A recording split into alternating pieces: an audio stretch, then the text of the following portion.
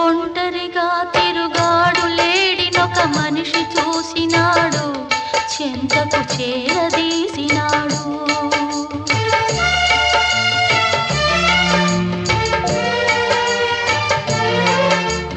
అభమో శుభమో తెలియని లేడి అతనిని నమ్మింది, తన హృదయం పరిచింది.